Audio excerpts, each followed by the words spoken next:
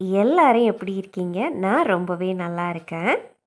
இந்த வீடியோவில் சண்டே ஈவினிங்ல இருந்து மண்டே ஈவினிங் வரை எடுத்த வீடியோவை ஒரு குட்டி vlog-ஆ ஷேர் பண்ணியிருக்கேன். வாங்க இப்போ வீடியோக்குள்ளே போயிடலாம். சண்டே ஈவினிங் கருங்கல்ல ஒரு வேலை இருந்துச்சு. ஈவினிங் ஒரு 5:00 மேலே தான் வீட்டில் இருந்தே கிளம்பணும். அது பக்கத்தில் தான் இணையம் இருக்குது. இணையம் பக்கத்தில் ஹெலன் நகர் பீச்சில் ரொம்ப நல்லாயிருக்கும். இதுக்கு முன்னாடியும் இந்த பீச் நான் வந்து வீடியோஸில் ஷேர் பண்ணியிருக்கேன். சரி பக்கத்தில் தானே போயிட்டு வந்துடலாம் அப்படின்னு சொல்லி கிளம்பிட்டோம். நாங்கள் அங்கே ரீச் ஆக நேரமே இருட்ட ஆரம்பிச்சிருந்துச்சு. ஆனாலும் கடல் பார்க்குறதுக்கு ரொம்பவே அழகாக இருந்துச்சு. இதுக்கு முன்னாடி போன நேரம் கடல் கொஞ்சம் உள்ளே இருந்த மாதிரி இருந்துச்சு. இப்போ தெரிகிற இந்த ஏரியாலலாம் நம்ம நடந்து வர்ற மாதிரி இருந்துச்சு. அந்த வீடியோக்குள்ளே கூட சொல்லியிருப்பேன், ஃபோட்டோ ஷூட்லாம் எடுக்கலாம் அப்படின்னு. நாங்கள் போன நேரம் கூட இந்த ஏரியாலலாம் இந்த பாறை மேலெல்லாம் நடந்து நிறைய பேர் வீடியோஸ் எடுத்துகிட்டு இருந்தாங்க. அப்போ இந்த கடல் அலைகள் இங்கெல்லாம் வரவே இல்லை. இந்த டைம் பார்த்திங்கன்னா இங்கே ஃபுல்லாக இங்கே வரைக்கும் வந்து அரிச்சிருந்துச்சு. அன்றைக்கி கடல் கொஞ்சம் சீற்றமாக தான் இருந்துச்சு. ஆனால் பார்க்குறதுக்கு ரொம்பவே அழகாக இருந்துச்சு. கொஞ்சம் புகை மூட்டமாகவும் இருந்துச்சு. அது அந்த நுரையினால் அப்படின்னு நினைக்கிறேன். இதுக்கு முன்னாடி நான் பார்த்ததை விட இந்த டைம் இந்த கடல் ரொம்பவே அழகாக இருந்தது மாதிரி நான் ஃபீல் பண்ணேன். பக்கத்துலேயே நின்று இந்த அலைகளை ரசிக்கிறதுக்கு ரொம்ப அழகாக இருந்துச்சு. ஆனால் சீக்கிரமாகவே இருட்டிருச்சு. நாங்கள் தான் லேட்டாக போனோம். அதுதான், இல்லைன்னா இன்னும் கொஞ்ச நேரம் கூட டைம் ஸ்பெண்ட் பண்ணியிருக்கலாம். வர வழியில் ஷாப்பிங் வேறு போக வேண்டியிருந்துச்சு. அதனால் டைம் இல்லை அப்படின்னு சொல்லி கிளம்பிட்டோம். அன்றைக்கி அதுக்கு மேலே எந்த வீடியோவுமே நான் எடுக்கலை. ரொம்ப டயர்டாக இருந்துச்சு. அதனால் வந்து தூங்கியாச்சு. அடுத்த நாள் காலையில் கொஞ்சம் மழையும் கொஞ்சம் வெயிலுமா இப்போ கிளைமேட் ரொம்பவே நல்லா தான் இருக்குது. அன்றைக்கி காலையில் கொஞ்சம் லேட்டாக தான் நான் எழுந்தேன். ஒரு 7:00 மேலேயே ஆயிடுச்சு. 8:00 ஹஸ்பண்டுக்கு பிரேக்ஃபாஸ்ட் ரெடி பண்ணி கொடுத்து விட்டுறணும். பிரேக்ஃபாஸ்ட் எடுத்துகிட்டு தான் போவாங்க, வந்து சாப்பிட்றது கிடையாது. அதே மாதிரி காலையில் 8:00 சாப்பிடவும் மாட்டாங்க, எடுத்துகிட்டு போயிடுறது. காலையில் ஒரு டீ மட்டும் குடிச்சிட்டு பிரேக்ஃபாஸ்ட் எடுத்துகிட்டு போயிடுவாங்க. அதுக்கப்புறம் ஒரு 9:30 10:00 போல் அங்கே வச்சு சாப்பிட்டுப்பாங்க. எங்களுக்கு இப்போது பசும்பால் கிடைக்கிறதில்ல. முன்னாடி பக்கத்தில் இருந்து ஒருத்தவங்க கொண்டு காலையிலே தந்துட்டு போயிடுவாங்க. இப்போ வந்து அவங்க மாடை வந்து விற்க போகிறோம், அதனால் இனி மில்க் தர முடியாதுன்னு சொல்லிட்டாங்க. கிட்டத்தட்ட ஒரு 2 வீக்ஸ்க்கு மேலே ஆச்சு. இப்போ பாக்கெட் பால் தான் வாங்கிட்டுருக்கோம், வேறு வழி இல்லை. எனக்கு வந்து பசும்பால் தான் பிடிக்கும். பட் என்ன பண்ணுறது, கொஞ்ச நாள் கிடைக்கிற வரைக்கும் ட்ரை பண்ணிட்டு தான் இருக்கோம். பசும்பால் கிடைக்குமா அப்படின்னு. கிடைக்கிற வரைக்கும் பாக்கெட் பால் வச்சு தான் அட்ஜஸ்ட் பண்ணிக்கணும்.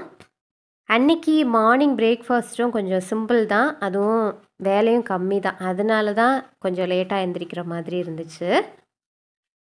நாள் நைட்டுக்கு வந்து பட்டாணி குருமா பண்ணியிருந்தேன். அதில் கொஞ்சம் மிச்சம் இருந்துச்சு. உருளைக்கிழங்கும் ஒரு 2 வேக வச்சுருந்தேன். இந்த 2ஐயும் மிக்ஸ் பண்ணிட்டா மசால் தோசைக்கு மசால் ரெடி ஆகிடும். மசால் தோசைக்கு எனக்கு வந்து சட்னி ஆர் சாம்பார் வேணும் அப்படின்னு நினைப்பேன். ஆனால் ஹஸ்பண்ட் வந்து சட்னியோ சாம்பாரோ இருந்தால் கூட எடுக்க மாட்டாங்க. மசால் தோசை தனியாக தான் சாப்பிடுவாங்க. அதனால் பிரச்சனையே கிடையாது. டீ போட்டு ஹஸ்பண்டுக்கு மட்டும் கொஞ்சம் ஊற்றி கொடுத்துட்டேன். நான் இப்போ காலையில் எழுந்தோடனே டீ குடிக்கிறது கிடையாது. இப்போ டீ குடிக்கிறத கொஞ்சம் கொஞ்சமாக குறைச்சிட்டு வரேன். முன்னாடியெல்லாம் ஒரு நாளைக்கு குறைஞ்சது 5 டம்ளர் டீ குடிச்சிட்ருந்தேன். மேரேஜுக்கு முன்னாடியெல்லாம் நான் டீ அவ்வளோவா குடிக்கவே மாட்டேன். எப்போவாவது ஒரு கப் குடித்தா உண்டு, அந்த மாதிரி தான் போயிட்டுருந்துச்சு. ஆஃப்டர் மேரேஜும் கொஞ்ச நாள்லாம் குடிக்கிறதில்ல. வேலைக்கு போகிற நேரம்லாம் பார்த்திங்கன்னா ஒரு 11:00 போல் ஒரு டீ குடிப்பேன், அவ்வளோதான். அந்த மாதிரி போயிட்டுருந்துச்சு. எப்போ வேலையை குவிட் பண்ணிவிட்டு வீட்டில் இருக்க ஆரம்பித்தனோ டீ குடிக்கிறது அதிகமாகிட்டே போச்சு. ஒரு நாளைக்கு 7 தடவை அந்த மாதிரிலாம் குடித்த நாட்கள் உண்டு. குடிச்சிட்டே இருப்பேன். அந்த மாதிரி எவ்வளோ கொடுத்தாலும் டீ குடிப்பேன். அந்த மாதிரி ஆயிட்டேன். ரொம்ப அடிக்ட் மாதிரி ஆயிட்டேன். அப்புறம் இதை கம்மி பண்ணணும்னு சொல்லிட்டு கொஞ்சம் கொஞ்சமாக கம்மி பண்ணிகிட்டே வர்றேன். இப்போ ஓரளவு நல்லாவே கம்மி பண்ணியாச்சு. காலையில் ஒரு கிளாஸ் டீ குடிப்பேன். அதுவும் கிளாஸோட சைஸ் வந்து கொஞ்சம் சின்னதாகவே பார்த்துப்பேன். அதே மாதிரி ஈவினிங் வந்து ஒரு அரை கிளாஸ் டீ குடிப்பேன். ஈவினிங் எனக்கு வேண்டான்னு தோணுச்சுன்னா சில நாளில் வந்து டீ குடிக்கவே மாட்டேன். அந்த மாதிரி அந்த அளவுக்கு வந்துட்டேன். ஹஸ்பண்டுக்கு ஒரு 3 மசால் தோசை ரெடி பண்ணி பேக் பண்ணி கொடுத்து விட்டாச்சு. அதுக்கப்புறம் எனக்கு வந்து ஜீரா தண்ணி தான் அன்றைக்கி காலையில் ஃபஸ்ட்டு நான் எடுத்துக்கிட்டேன், ஒரு கிளாஸ் அளவு. நல்லா ஒரு ரெஃப்ரெஷிங்காக இருக்கும். டீ வந்து நீங்கள் கண்ட்ரோல் பண்ணணும் அப்படின்னு நினைக்கிறீங்க, நிறைய டீ குடிச்சிட்ருக்கீங்க அப்படின்னா ஜீரா வாட்டர் நீங்கள் ட்ரை பண்ணலாம். அதுக்கப்புறம் வந்து ஹேருக்கு வந்து கொஞ்சம் மசாஜ் பண்ணலாம் அப்படின்னு கொஞ்சமாக தான் எண்ணெய் வச்சுருக்கேன். இன்றைக்கி வந்து நிறைய எண்ணெய்லாம் வைக்கல. ஹேருக்கு நல்லா இந்த மாதிரி வந்து ஸ்கேல்பில் நல்லா ஒரு மசாஜ் கொடுத்தோம் அப்படின்னாலே ஹேர் ஃபால் வந்து உங்களுக்கு கம்மியாகும். அதுக்கப்புறம் வந்து பார்த்திங்கன்னா நல்லா வந்து ஹேர் க்ரோத் இருக்கும், இது எல்லாமே இருக்கும். எண்ணெய் வந்து கொஞ்சமாக தான் நான் வச்சுருக்கேன். இப்போல்லாம் ஓவர் நைட் எண்ணெய் வந்து தலையில் வைக்கிறது கிடையாது.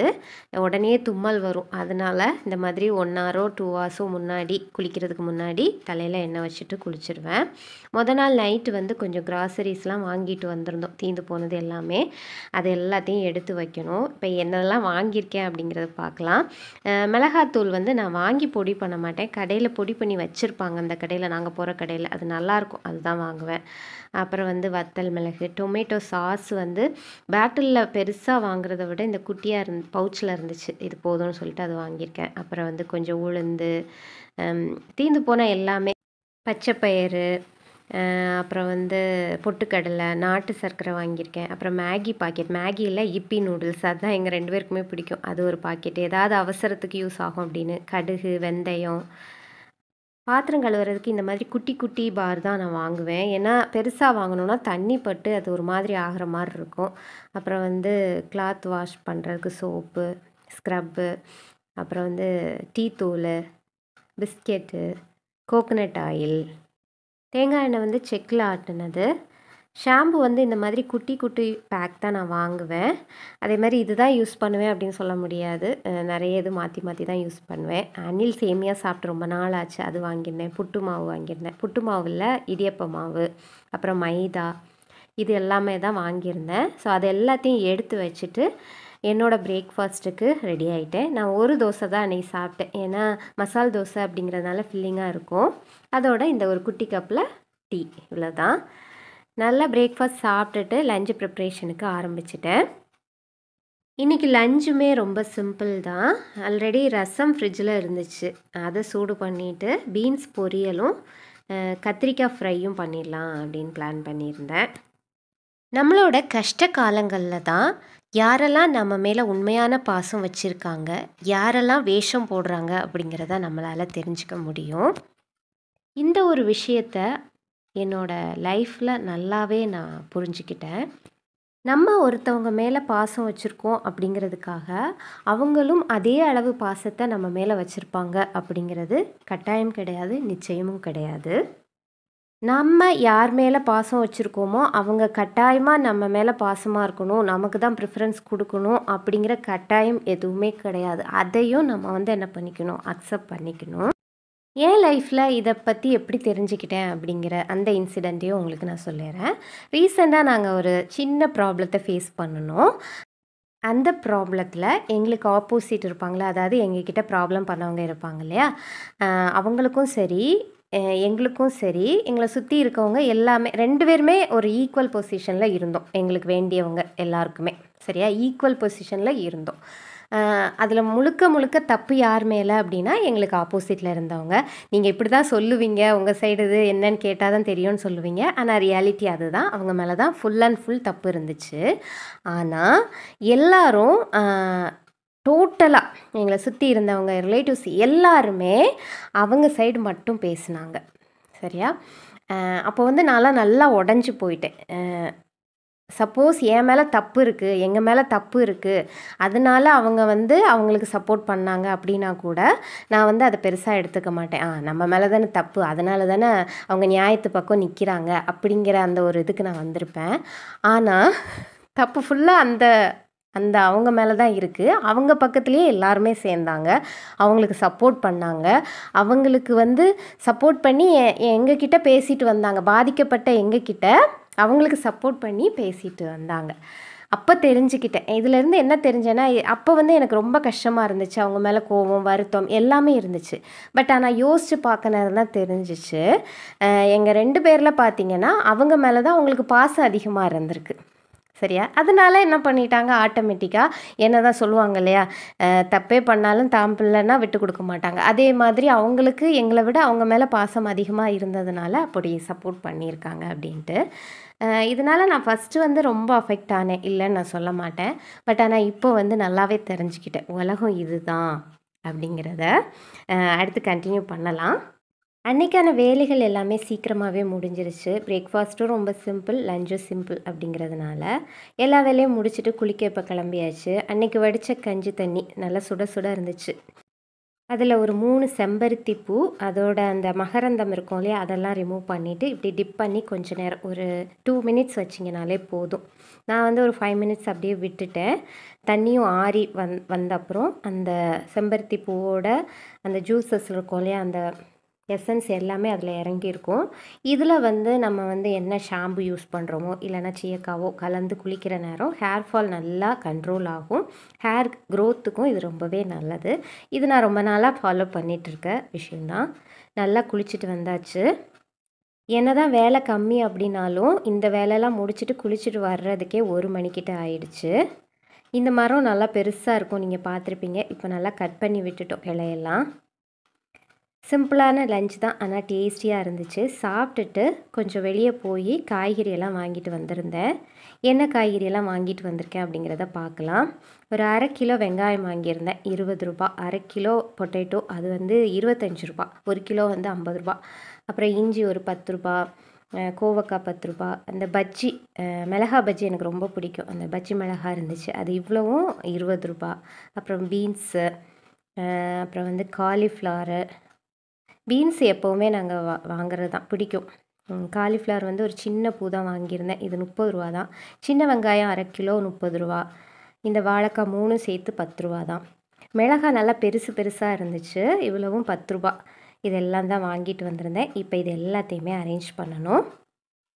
ஓகே, இப்போ வந்து நம்ம பேசிகிட்டு இருந்தோம் இல்லையா, அதை கண்டினியூ பண்ணலாம். ரியாலிட்டி என்ன அப்படின்னா, யாருமே நியாயம் அநியாயம் இதெல்லாம் பார்க்குறதில்ல. 2 விஷயந்தான். ஒன்றில் பணம், இல்லை அப்படின்னா யார் மேலே பாசம் இருக்கும், இதுதான் வந்து தீர்மானிக்குது. நியாயம் அநியாயம் அதெல்லாம் யாருமே பார்க்குறதில்ல. ரியாலிட்டி இதுதான். இதை நம்ம வந்து அக்செப்ட் பண்ணி தான் ஆகணும். முன்னாடியெல்லாம் பார்த்தீங்கன்னா நான் வந்து கொஞ்சம் ரிசர்வ் டைப் தான். நான் வந்து ஒருத்தவங்கள்ட்ட பழகணுன்னா கொஞ்சம் டைம் எடுக்கும். என் ஹஸ்பண்டை முன்னாடி கல்யாணம் ஆன புதுசில் சொல்லுவாங்க, இப்படி நீ யார்கிட்டையும் பேசாமல் ஒட்டாமல் இருந்த அப்படின்னா நீ செத்தா கூட யாரும் வரமாட்டாங்க அப்படின்னு சொல்லுவாங்க. இப்போ நான் அவருக்கு பதில் சொல்லுவேன், நான் உயிரோடு இருக்க நேரம், நான் ஒரு ப்ராப்ளத்தில் இருக்க நேரம், எனக்காக வராதவங்க நான் செத்த பிறகு வந்தால் என்ன வராட்டி என்ன, இதுதானே ரியாலிட்டி. நான் செத்து கிடக்க நேரம் அவங்க வந்தாங்கன்னா அவங்க வர்றது கூட எனக்கு தெரியாது இல்லையா, வந்தால் என்ன வராட்டி என்ன இல்லையா, இதுதான் ரியாலிட்டி அப்படின்னு சொல்லி அவங்கக்கிட்ட நான் சொல்லுவேன். ஆனால் அவங்களுக்கு கூட இதை சொல்ல வேண்டியதில்லை. ஏன்னா இந்த ப்ராப்ளத்தினால என்னை விட என் ஹஸ்பண்ட் தான் நிறைய கற்றுக்கிட்டாங்க. நிறைய கஷ்டப்பட்டதும் அவங்க தான். என்னை விட அவங்க தான் நிறைய கஷ்டமும் பட்டாங்க, நிறைய பாடங்களை கற்றுக்கிடவும் செஞ்சுட்டாங்க. அந்த ப்ராப்ளத்தை ஃபேஸ் பண்ணுற நேரம் கஷ்டமாக இருந்தாலும் இப்போ ஒரு தெளிவு கிடச்சிருக்கு எங்களுக்கு. லைஃப் இப்படி தான் இருக்கும், இப்படி தான் இருப்பாங்க எல்லாரும், நம்ம இதெல்லாம் தாண்டி தான் போகணும், இதுதான் இருக்கும். அவங்க மேலேயும் தப்பு இல்லை, நம்ம மேலேயும் தப்பு இல்லை, டேக் இட் ஈஸின்னு போயிட்டே இருக்கணும் அப்படிங்கிறத நல்லாவே புரிஞ்சுக்கிட்டோம். இதெல்லாம் எதுக்கு வீடியோவில் ஷேர் பண்ணுறீங்க அப்படின்னு உங்களுக்கு ஒரு கொஸ்டின் வரலாம். வேறு எதுக்காகவும் இல்லை, என்ன மாதிரி இந்த பிரச்சனைகளை க்ராஸ் பண்ணிகிட்டு இருக்கவங்க நிறைய பேர் இருக்கலாம் இந்த வீடியோவை பார்க்குறவங்களே. அவங்களுக்கு நான் சொல்கிறது என்ன அப்படின்னா, நமக்கு ஒரு பிரச்சனை வருதுன்னா அதுக்காக நியாயம் கேட்குறதுக்கு இந்த உலகத்தில் இருக்க மனிதர்கள் தான் வரணும் அப்படிங்கிறது கிடையாது. கடவுள் ஒருத்தர் இருக்கார், அவருக்கு எது நியாயம் எது தப்பு அப்படிங்கிறது தெரியும் இல்லையா. அவர் வந்து ஒரு நியாய தீர்ப்பை கொடுக்குற நேரம் அது வந்து உண்மையாகவே கரெக்டானதாக இருக்கும். அதை நம்பினா நமக்கு போதும், மனிதர்களை நம்ப வேண்டாம். உங்களுக்கான நியாயத்துக்காக மனுஷங்களை நம்புறதை விட கடவுள்கிட்ட ஒப்படைச்சிட்டிங்க அப்படின்னா கடவுள் கொடுக்குற அந்த ஒரு டெசிஷன், அந்த ஒரு நியாய தீர்ப்பு உண்மையானதாக கரெக்டானதாக இருக்கும். ஒரு ரெசிபி பார்த்தலாம். ஸோ இந்த ரெசிபி வந்து ரொம்ப சிம்பிள் ரெசிபி. உங்கள் எல்லாருக்குமே தெரிஞ்சதாக தான் இருக்கும். நான் காலேஜில் படிக்க நேரம் ஹாஸ்டலில் எனக்கு வந்து இது தருவாங்க. நான் என்னோடய ஃப்ரெண்டுக்கிட்ட ரெசிபி கேட்டுட்டு நான் வீட்டில் கூட செஞ்சு அம்மாக்கெல்லாம் கொடுத்துருக்கேன். ஸோ ரொம்ப நாளைக்கு அப்புறம் மிளகா கொஞ்சம் நிறைய இருந்ததுனால செய்யலாம் அப்படின்ட்டு. வேறு எதுவும் இல்லை, மிளகா மண்டின்னு சொல்லுவாங்க இல்லையா, ஸோ அதோட ரெசிபி தான். ரொம்ப சிம்பிள். எண்ணெய் ஊற்றிட்டு கடுகு தாளிச்சிக்கலாம். அதில் ஒரு 10 சின்ன வெங்காயம், ஒரு 5 பல் பூண்டு அதை வந்து போட்டு நல்லா வதக்கிக்கலாம். அது வதங்கினதும் பச்சை மிளகாய் முழுசாக அப்படியே சேர்த்துக்கலாம். இல்லை அப்படின்னா கீறி விட்டு கூட நீங்கள் சேர்த்துக்கலாம். நான் முழுசாக அப்படியே தான் சேர்த்துக்கிறேன். இதையும் நல்லா வதக்கிக்கலாம். தேவையான அளவு உப்பும் சேர்த்துக்கோங்க. ஹாஸ்டலில் படிச்சுட்டு இருக்க நேரம் இந்த மிளகா மண்டி கொடுத்தாங்கன்னா இதை வச்சே நான் சாப்பாடு சாப்பிடுவேன். வேறு எதுவுமே எடுத்துக்க மாட்டேன். எனக்கு ரொம்ப பிடிக்கும். இதில் வந்து அந்த வெங்காயமும் பச்சை மிளகாவும் நல்லா வதங்கினதும் ஒரு சின்ன எலுமிச்சம்பழம் சைஸ் புளி கரைச்சி வச்சுருந்தேன், அதையும் சேர்த்துக்கலாம். அதோட வந்து முக்கியமாக வந்து தேவை என்ன அப்படின்னா அரிசி கழுவுன தண்ணி. ஒரு 2 தடவை கழுவி விட்டுட்டு 3வது தடவை அரிசி கழுவோம் இல்லையா, அந்த தண்ணியை சேர்த்து ஒரு சின்ன துண்டு சர்க்கரை இதுவும் சேர்த்து நல்லா கொதிக்க விட்டுற வேண்டியதான். நல்லா வற்றி இந்த மாதிரி சுருண்டு வரும், எண்ணெய்லாம் பிரிஞ்சு. இதுதான் இதோட கன்சிஸ்டன்சி. நான் இதை வந்து மிளகா ஊறுகான்னு சொல்லுவேன். இதை வந்து நீங்கள் வெளியில் வச்சு கூட 2-3 நாள் வச்சு சாப்பிட்லாம். டேஸ்டியாக இருக்கும். ட்ரை பண்ணி பாருங்கள். வீடியோட எண்டுக்கு வந்துட்டோம். இந்த வீடியோ உங்களுக்கு பிடிச்சிருக்கும்னு நம்புகிறேன். பிடிச்சிருந்துச்சின்னா லைக் பண்ணுங்கள், ஷேர் பண்ணுங்கள், சப்ஸ்கிரைப் பண்ணுங்கள். தேங்க்யூ ஃபார் வாட்சிங்.